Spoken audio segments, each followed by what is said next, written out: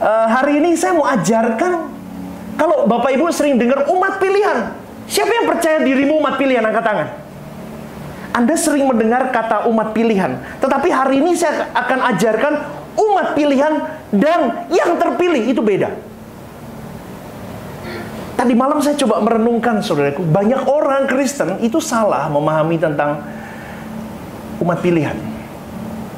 Kalau di dalam perjanjian lama, umat pilihan itu mutlak bangsa Israel. Tidak ada bangsa lain. Dan itu kedaulatan Allah tidak bisa diganggu-gugat. Apa dasarnya Tuhan memilih bangsa Israel? Kenapa kok tidak milih bangsa lain? Jawabannya satu, itu kedaulatan Allah. Dan tidak bisa dipertanyakan. Dan tidak bisa diganggu-gugat. Amin, saudaraku. Israel. Kalau kita tahu pemilihan Allah itu mutlak, maka di dalam perjanjian baru pun sama. Umat pilihan adalah mereka yang diberi chance, diberi kesempatan untuk bisa selamat, saudaraku. Tetapi syarat untuk dia bisa selamat harus dikembalikan ke rancangan Allah semula. Dan kalau di dalam PL dulu dibatasi hanya untuk orang Israel. Kalau di PB tidak terbatas oleh suku dan bangsa. Itu yang membedakan. Kalau Alkitab berkata ada orang-orang yang dipilih, artinya saudaraku, tidak semua manusia memiliki chance atau kesempatan untuk menerima keselamatan dalam Yesus Kristus. Sampai di sini Anda oke?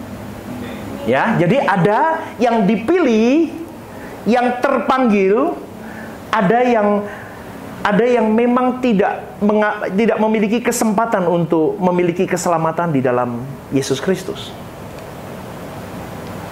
Jadi kalau kita sudah mulai mengerti ini, saudaraku, itu semua tergantung pada kedaulatan Allah penuh, total, dan kita tidak bisa mengganggu-gugat. Ada orang yang diberi kesempatan mendengar Injil, tetapi ada yang tidak diberi kesempatan mendengar Injil. Coba kualifikasinya apa sih, pastor?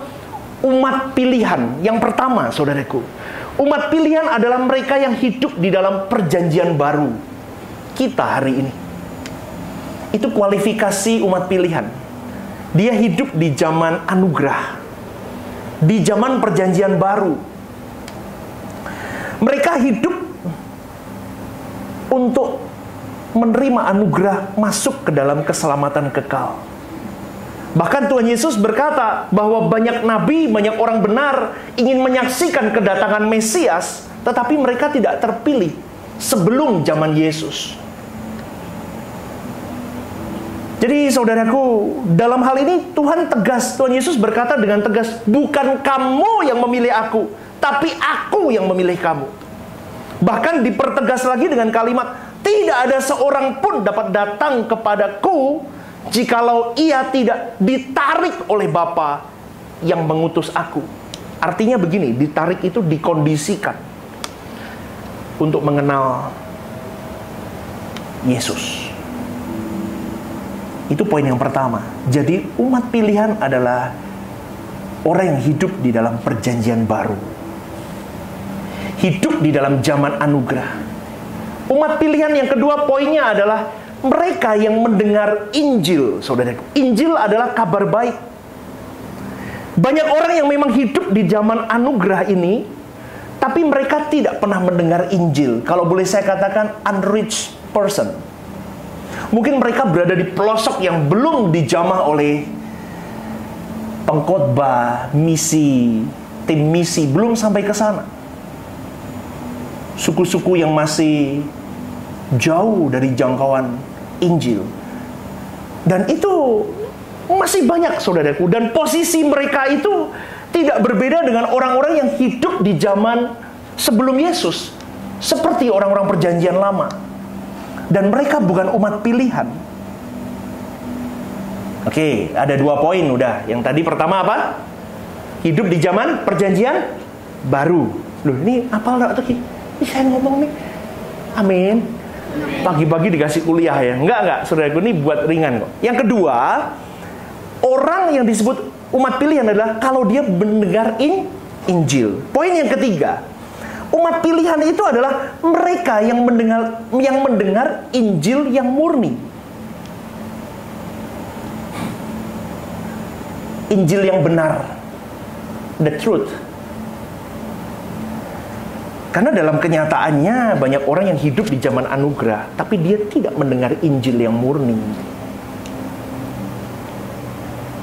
Atau mungkin mereka disesatkan dengan figur Yesus itu, dengan asumsi-asumsi yang akhirnya mereka menolak Yesus. Paham ya sampai di sini saudaraku? Itu umat pilihan, poin yang ketiga. Poin yang keempat, saudaraku, umat pilihan itu adalah mereka yang punya keberadaan fisik, punya psikis. Psikis itu jiwa yang baik, sehingga mereka dapat memahami Injil dan meresponi Injil dengan maksimal. Udah poin 4 ini aja, saudaraku. Umat pilihan itu cuman poinnya 4 ini. Jadi kalau kita lihat hari ini, saudaraku, yuk kita hitung-hitung dulu. Yang pertama, hidup di zaman perjanjian baru. Kita hidup kan di zaman PB. Oke, poin 1 kita masuk. Poin kedua, mendapat kesempatan mendengar Injil. Dapat toh? Dapat. Poin yang ketiga, Injilnya Injil yang murni. Di sini Injil murni. Dapat toh? Dapat. Poin yang keempat, sehat fisik. Sehat toh? Bisa kesini semua kok. Amin. Sehat nggak? Sehat. Fisiknya sehat. Tapi nggak tahu kalau psikis. Kan saya tidak bisa menilai. Kalau sehat psikis saya nggak tahu. Kan ya innernya di kalian sendiri, Anda yang tahu. Saya akumulasikan, berarti Bapak Ibu saudara-saudari yang hadir hari ini berkualifikasi menjadi umat pilihan. Berikan tepuk tangan dulu. Deal ya, kualifikasinya masuk. Berarti kalau boleh saya katakan begini, saudaraku, Anda terpanggil, belum terpilih. Umat pilihan yang terpanggil. Di Alkitab tidak ditulis begitu, tapi saya mau memberikan label begitu, yang terpanggil. Contoh tadi ya, kualifikasi. Sebuah perusahaan memberikan satu wawancara, oh yuk siapa yang mau bergabung dengan perusahaan kami, dimasukkan di website. Kalau ada orang yang melihat website itu, dia mulai tertarik, dia mulai bisa berkualifikasi dari 4 itu. Oh, dia mendengar informasi, oh di mana di websitenya mana? Oke, dia masuk. Dia melihat semuanya, oke, ini benar. Wawancara jam 10 pagi hari Minggu. Fisiknya sehat, psikisnya jelas, dia buat, ya minta keterangan dokter, dia semua baik, keterangan polisi, dia orang berbuat baik, semua dia buat CV, dia datang untuk wawancara. Betul nggak saudaraku? Benar kan? Ketemulah dengan HRD. Oke, Pak Stephen Lim, saya tampung, nanti kalau Bapak dipanggil, akan ada seleksi 2. Ngerti ya? Habis itu kita pulang nih, Terus nggak lama hari Jumat dipanggil. Pak Stephen, bisa ya ketemu besok Sabtu, jam berapa? Di kantor, oke. Dan ketika saya datang di kantor itu, ternyata ratusan dan ribuan orang yang terpanggil untuk duduk di meja, di kursi tunggu itu untuk masuk interview kedua. Sebelum diterima atau tidak. Kita itu sama hari ini. Kita umat pilihan, kita sekarang sedang duduk di antrian masuk ke dalam wawancara kedua. Jadi, saudaraku, saya mau ngomong dulu begini. Kalau kalian sudah tahu kita masih duduk di wawancara kedua ini, semua pasti diterima kerja atau tidak selalu diterima kerja? Nah, begitulah gambarannya, singkatnya begitu. Berarti Anda dan saya terpanggil, tapi belum tentu terpilih. Kenapa begitu? Kita harus mengerti, saudaraku, bahwa engkau dan saya harus menyimpulkan bahwa umat pilihan yang terpanggil itu adalah orang-orang yang benar-benar mengerti, memahami tujuan dia hidup hari ini, apa yang menjadi kehendak Bapaknya, apa yang menjadi tujuan Bapaknya, supaya dia bisa meraih kesempatan untuk terpilih di pemandangan Bapa. Karena banyak orang yang tidak menghargai kesempatan ini. Mereka menyanyiakan keselamatan yang tersedia, mereka menyanyiakan menjadi pribadi umat pilihan. Banyak orang yang tidak sungguh-sungguh berkeadaan sebagai umat pilihan. Terkait dengan hal ini, saudaraku, maka kita tidak boleh salah mengartikan umat pilihan. Ini saya mau garis bawahi. Anda ini sekarang menjadi umat pilihan, merasa Anda itu sah jadi anak Allah. Belum. Anda masih harus dikaji di situ. Lah, di dalam ruang tunggu ini, engkau dan saya harus benar-benar memaknai panggilan itu. Kalau tidak, saudaraku, engkau akan hilang. Karena keselamatan yang diberikan itu adalah usaha Tuhan untuk mengembalikan engkau dan saya kepada gambar semula, ke gambar Allah semula. Kristen itu tujuannya itu, saudaraku. Kekristenan itu membawa orang kepada titik di mana engkau harus seperti Kristus. Dimulai dari pendetanya, dimulai dari istri pendetanya, dimulai dari anak-anak pendetanya, dimulai dari gaya hidup pendetanya, dimulai dari semua aktivis pastoral, semuanya hidup benar. Mau ribuan jemaat kalau karakter hambamu ini, pendetanya ini, mata duitan matrik, habis itu pelayanan sebenarnya. Engkau akan mewarisi suatu hari nanti kerajaannya. Yes, suatu hari nanti kalau engkau diperkenankan duduk bersama dengan Tuhan Yesus, dipermuliakan bersama dengan Dia. Tapi nggak bisa, sekarang kamu belum masuk ke situ. Sekarang di ruang tunggu. Dan Tuhan berikan sarana-sarana banyak keselamatan atas dirimu dan diriku. Dan itu yang kita sebut dengan anugerah, saudaraku. Anugerah itu memuat potensi yang disediakan oleh Allah supaya engkau dan saya kembali ke rancangan Allah semula. Sempurna seperti Bapa, serupa dengan Yesus. Itu kekristenan, titik, tidak ada koma. Jangan ditambahi, jangan dikurangi. Engkau harus sempurna seperti Bapa, serupa dengan Yesus, titik. Di situ poin di mana engkau bisa kembali ke rancangan Allah semula. Maka, saudaraku, hanya pada zaman anugerah inilah ada kemungkinan manusia bisa diselamatkan dan bisa kembali. Makanya zaman Abraham, zaman Nuh, zaman Daud, mereka tidak punya kesempatan untuk kembali ke rancangan Allah semula. Engkau dan saya more than them, lebih dari mereka semua. Maka hari ini kalau engkau berkata, bisa nggak ya aku seperti Abraham? Bisa. Teologi seorang Abraham itu belum utuh hari itu. Hari ini kau dan saya punya gambar kerangka teologi, kerangka bertuhan secara utuh. Dan kau seharusnya bisa mengejar itu, bahkan pathway untuk ke sana, sarana yang diberikan. Ada. Tapi satu hal, saudaraku, kunci untuk kau bisa menjadi pribadi yang terpilih, kau harus meresponi anugerah itu dengan tepat. Kalau Alkitab berkata bahwa Allah memilih, itu bukan berarti manusia yang terpanggil itu pasti selamat. No. Kita tidak boleh punya pandangan bahwa manusia yang terpilih itu tidak bisa menolak anugerah. Buktinya engkau dan saya hari ini duduk di tempat yang sama. Berapa puluh orang ini duduk di tempat yang sama, di ruang yang sama, mendengar Injil yang sama. Tetapi saya kira pasti ada dari kalian yang menolak Injil, yang menolak anugerah. Responmu penting, saudaraku. Responmu itu menentukan hasil akhirmu. Maka dari itu, berhati-hatilah dalam hidup. Maka lagu tadi, menyenangkanmu, itu benar, saudaraku.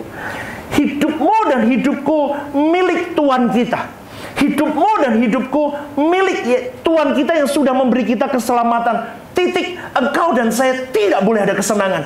Engkau dan saya tidak boleh ada kepentingan. Makanya saya selalu ngomong apa? Di tempat ini, di gereja ini, kau duduk sebagai jemaat, kau bukan lihat show. Engkau sedang berjuang di dalam engkau memuji Tuhan. Engkau duduk di dalam keheninganmu ketika puji-pujian dinaikkan, firman Tuhan disampaikan. Engkau mulai mengkoreksi dirimu bersama dengan Roh Kudus. Karena ingat saudaraku, ketika di ruang tunggu untuk seleksi selanjutnya, kau sedang diuji untuk diberi kesempatan. Apakah kau meresponi anugerah ini dengan maksimal atau tidak? Banyak orang merasa meyakini bahwa Yesus adalah Tuhan dan Juru Selamatnya. Dan mereka berpikir bahwa dengan cara begitu, otomatis aku jadi umat pilihan. Otomatis aku segambar dan serupa dengan Allah. Tidak bisa. Karena proses untuk engkau mengerti makna kekristenan bahwa aku harus kembali ke rancangan Allah semula, sempurna seperti Bapa, serupa dengan Yesus, itu butuh proses panjang dan berat. Saya pun jatuh bangun, saudaraku, di situ. Betul, saudaraku. Saya itu kadang frustasi dengan hidup saya sendiri, saudara. Saya sampai nangis, saya ngomong, Tuhan, hal-hal kecil. Loh, saya itu kan nyetir mobil, saudara. Saya sukanya nyetir mobil saya yang kecil. Bapak Ibu tahu nggak kalau nyetir mobil kecil dipepet-pepet orang kan? Jujur, bener nggak? Orang nopo-nopo dipotong. Itu tuh kadang, saudaraku, saya baru jalan gitu ya, stopan. Tiba-tiba ada orang dari pinggir ini yang motong begini. Saya sampai ngomong sama istri saya, pengen tak antemi wong iki. Ketika saya ngomong begitu, Roh Kudus langsung kuat dalam diri saya. Kok gitu, Stephen? Tapi kita sedang menunggu ini, kita respon kita gimana jadi umat pilihan? Katanya kau mau sempurna seperti Bapamu, kau mau serupa seperti Tuhan Yesus. Hal kecil aja kau masih meleset. Bener loh, saudaraku. Itu frustasi, saya pulang, saya nangis, Tuhan ampuni aku. Ini seorang nih. Nyetir mobil kecil itu begitu loh, saudaraku, bener. Saya sampai ngomong, tak ganti mobil tank apa piye. Ben aku rak dipepet-pepet ya. Mobil kecil itu begitu, gitu nanti dipotong. Pelan, ditentet-tentet, banter. Nggak enak kan, mobil kecil kan nggak enak, saudaraku, kalau banter jedut-jedut begitu kan. Banter lucu, alon disengeni. Bingung, saudaraku, di pinggir dipepet-pepet becak, di tengah ditintin. Saya semakin mulai mengerti, benar ya, kualifikasi umat pilihan sudah ada pada diriku. Tetapi the small things dalam diriku, untuk aku diproses, dikembalikan ke rancangan Allah semula, belum aku serius untuk tik satu persatu, untuk cek satu persatu. Ternyata masih banyak hal yang meleset dalam diriku. Maka saudaraku, respon manusia untuk menerima penggarapan Tuhan itu sangat penting. Jadi kesempatan orang yang terpanggil bukanlah jaminan seseorang bisa benar-benar terpilih masuk langit baru, bumi baru. Amin, saudaraku. Amin, saudaraku. Anda hari ini terpilih, tapi Anda belum, tidak bisa itu menjadi jaminan bahwa Anda pasti masuk ke dalam langit baru, bumi baru. Maka Tuhan Yesus berkata, banyak yang dipanggil, sedikit yang terpilih. Kita terpanggil, kita disuruh interview pertama. Orang lain belum tentu bisa begitu, saudaraku. Kita tuh terpilih loh, saudaraku, benar. Ada orang yang mendengar Injil, mereka nolak. Tapi orang-orang yang duduk di sini, dan termasuk saya dulu juga sering menolak Injil sebetulnya. Maka dari itu, orang yang terpanggil adalah orang yang diberi kesempatan untuk menjadi orang yang terpilih. Terpilih artinya begini, meresponi dengan benar anugerah yang Tuhan berikan, yang di dalamnya ada fasilitas. Fasilitasnya apa? Pertama, keselamatan dari penebusan Yesus. Yang kedua, Roh Kudus menggarap dirimu. Yang ketiga, Injil yang murni. Yang keempat, rema Tuhan dalam penggarap dirimu dalam hari-hari hidup. Ini fasilitasnya Tuhan beri. Maka di ruang tunggu itu, ini harus dikerjakan 4 poin ini. Harus benar-benar melekat kepada 4 poin ini, kau sadar dirimu manusia tebusan, orang yang tidak merdeka karena engkau dikurung Tuhan, tapi merdeka dari dosa. Kau sadar diri. Jadi hidup tidak boleh sembarangan. Yang kedua, bawa Roh Kudus dalam hari-hari hidupmu. Itu harusnya umat pilihan begini. Terus Tuhan garap aku, Roh Kudus tolong, Roh Bapa sendiri itu garap aku. Yang ketiga, dengarkan Injil-Injil yang murni, menjadi logos yang hidup dalam dirimu. Yang keempat, melalui pengalaman-pengalaman hidup, kau minta kepada mereka semua ini, pada Roh Kudus dan Injil terus menjadi kekuatan. Tuhan akan berbicara. Jadi saudaraku, tidak semua orang terpanggil. Kesimpulan yang boleh saya sampaikan, tidak semua orang terpanggil.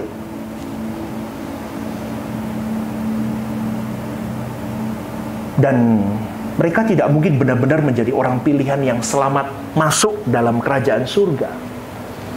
Nah, loh pastor, lah berarti orang-orang yang tidak terpanggil gimana? Saya pernah ajarkan di sini. Mereka akan diadili menurut perbuatan mereka.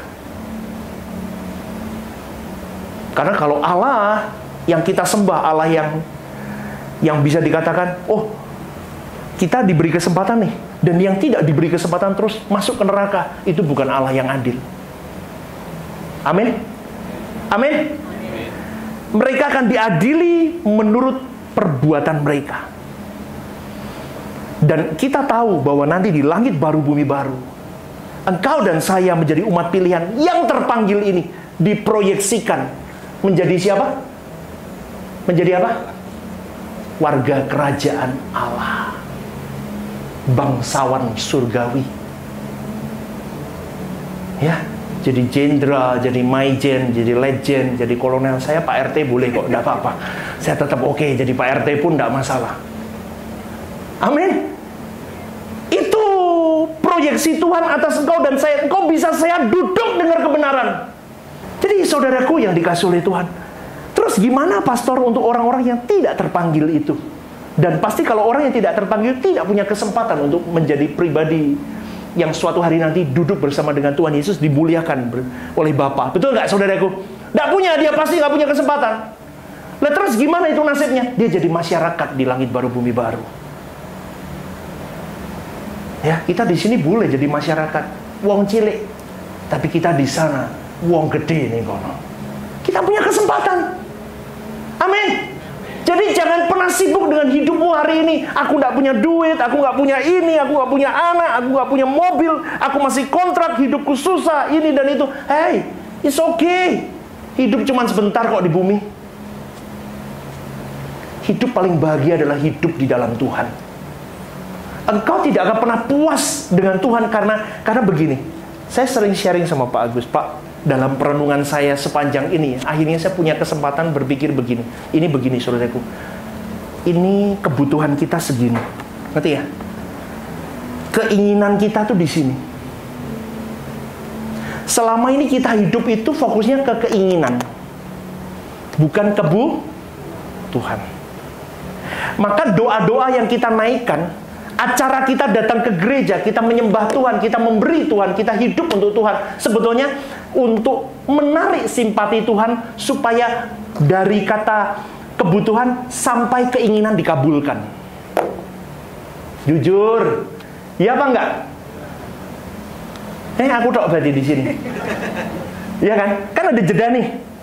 Kita itu sedang merayu Tuhan dengan datang ke gereja, dengan memberi perpuluhan, dengan hidup suci, dengan hidup kudus. Engkau benar sebetulnya untuk merayu Tuhan supaya Tuhan mengiyakan keinginanmu. Coba Anda introspeksi keagamaan kita. Tapi ikut Tuhan itu nggak begitu. Ini harus hilang. Nah, keinginanmu apa, pastor? Tuhan saja. Loh, omong kosong. Nggak omong kosong, butuh latihan memang. Kalau inimu hilang, maka kalimat yang dikatakan asal ada makan, ada pakaian, cukup baru jadi. Tuhan bukan bersukacita ketika engkau makan nasi dan garam, saudaraku. Tidak. Tetapi Tuhan mau mengajarkan kepada engkau dan saya, cukupkan dirimu. Kalau enggak, saudaraku, engkau dan saya akan jadi monster-monster yang rakus, yang dibungkus dengan jubah-jubah rohani. Sebelum saya melanjutkan pelayanan, saya pernah duduk diam dekat kaki Tuhan dan saya berkata, Bapak, suatu hari kalau Tuhan percayakan jemaat, dulu jemaat saya tidak banyak, saudara, 5-6 orang. Kalau banyak, jangan sampai aku rusak. Benar, banyak orang sehari ini, saudaraku, memanfaatkan Tuhan, memanfaatkan hal-hal rohani untuk kepentingan dirinya. Saya cuma mau katakan, kalau engkau masih di titik itu, engkau belum tulus, engkau belum jadi umat pilihan yang dilayakkan, nanti Anda pasti terpilih masuk kerajaan Allah. Percaya sama saya. Kalau engkau mau jadi makhluk yang terpilih, suatu hari nanti masuk dan diizinkan Tuhan di dalam kerajaannya dan menikmati pesta perjamuan, kau harus mulai berubah hidupmu hari ini. Karena tidak semua yang terpanggil sebagai orang yang diundang diperkenankan menikmati pesta perjamuan. Jangan nanti di lorong kematian kau meratapi dan kau berkata, Lord, kasih aku waktu. Tuhan, kasih aku waktu. No, Tuhan berkata, engkau tidak bertanggung jawab dengan semua anugerah, semua kesempatan, semua fasilitas, semua sarana yang aku beri selama kau hidup. Dan kau menyia-nyiakan semuanya itu. Kau dan saya punya kesempatan. Contoh nih, kita dikirim Tuhan untuk masuk Olimpiade.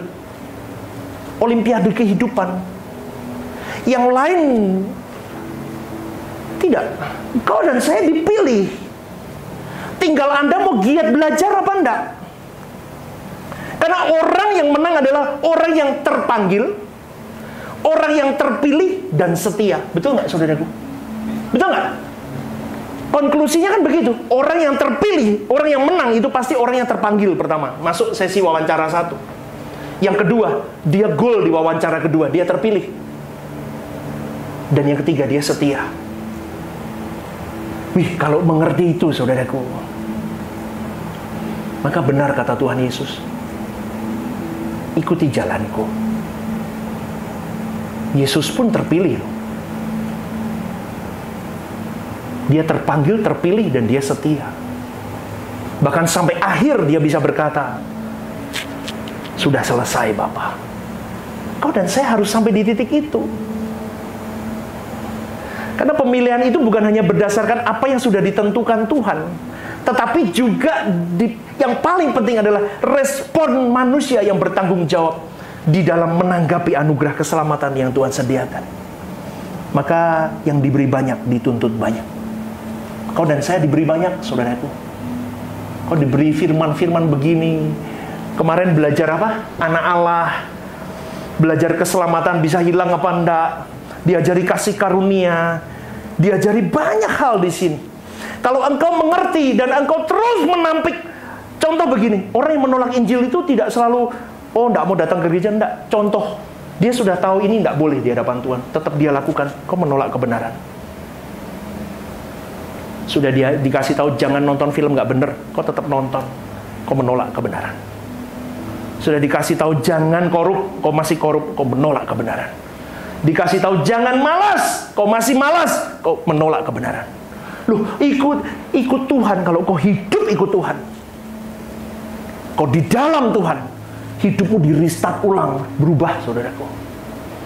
Makanya ikut Tuhan, orang di dalam kebenaran, orang yang terpanggil, apalagi orang yang terpilih, pasti orang yang rajin, pasti orang yang jujur, pasti orang yang disiplin dan bertanggung jawab. Dia punya integritas ilahi, moralnya Tuhan. Dia hidup tidak sembarangan. Kalau dia kerjakan sesuatu, dia beri limitasi yang terbaik untuk Tuhannya. Amin. Tapi kalau pribadi yang tidak mengerti akan hal ini, kayak hari ini toh, renungan pagi hari ini adalah tidak spekulatif. Rasanya begini, alah, nggak usah ekstrim ikut Tuhan. Pastor Stephen Lim itu berlebihan. Bisa kok, saudaraku. Dan itu belum istimewa loh. Itu masih rata-rata. Itu yang saya tangisi, ternyata Tuhan hidup tidak ada kesenangan pun itu masih rata-rata di pemandanganmu. Kenapa aku dulu nggak berjuang seperti hari ini berjuang? Saya kadang menangis, kenapa aku buang waktu berapa tahun kemarin? Aku tidak sungguh-sungguh bersama dengan Engkau hidup benar, Bapa. Hari ini saya ngomong sama banyak orang. Saya orang yang paling beruntung, saudaraku. Tidak ada harta, tidak masalah. Semua yang saya miliki untuk pekerjaan Tuhan. That's more important. Dulu saya tidak bisa begitu, kenapa? Karena saya masih punya banyak kesenangan. Kesenanganku hari ini kalau aku bisa bawa banyak jiwa mengenal kebenaran begini. Itu kesenangan buat saya. Jadi Bapak Ibu yang dikasihi oleh Tuhan, kita sudah terpanggil, kita sudah jadi umat pilihan. Pastikan engkau menjadi umat yang terpilih. Setialah sampai akhir hidup. Hiduplah benar, hiduplah jujur, hiduplah takut akan Tuhan. Kalau engkau meleset, segeralah kembali ke hadapan Tuhan. Jangan berlama-lama di kubangan dosa. Kenapa saya katakan ini? Waktumu terbatas. Malam ini pun Tuhan bisa memanggilmu balik. Kalau orang yang sudah mengerti kebenaran ini, kau akan hidup lurus di hadapan Tuhan. Amin. Siapa yang mau meresponi anugerah Tuhan? Angkat tanganmu. Berikan yang terbaik untuk Tuhan. Tepuk tangan. Yes, haleluya. Saya udah bangkit berdiri.